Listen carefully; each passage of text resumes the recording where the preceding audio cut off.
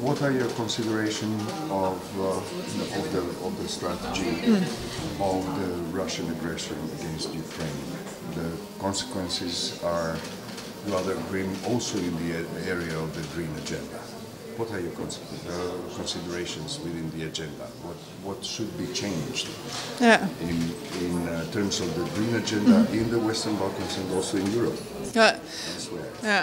Well, the Russian aggression on Ukraine has shown clearly that Russia is not a reliable partner when it comes to energy supply, and that clearly means that we need to accelerate our transition to renewable energies, to accelerate our transition away from fossil fuels, because the current crisis that we're seeing is because we are all so dependent on gas, on coal, and the prices for these fossil fuels are exploding on the world markets, and the only answer to this is the investment in renewable energies, and we are planning to go 100% renewable in Germany by 2030.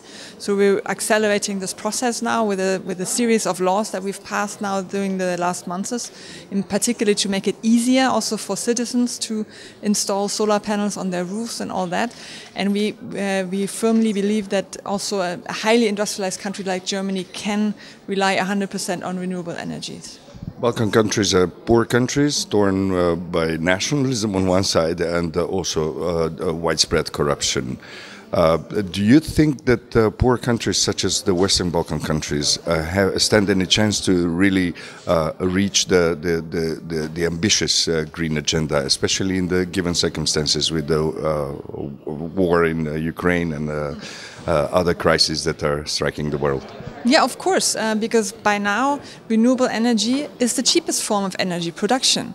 Because the prices that are spiking right now are spiking because the prices for natural gas, for coal are exploding on the world market.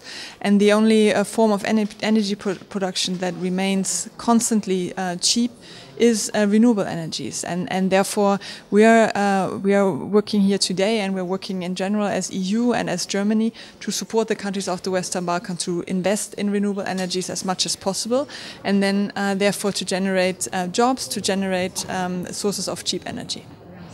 Just one question. Did you ask Macedonian officials why in such a sunny country we don't have solar panels at all? Well, I'm clearly advocating everywhere I go for more installations of renewable energies like solar panels, and in particular indeed here in North Macedonia conditions are really, really good for solar.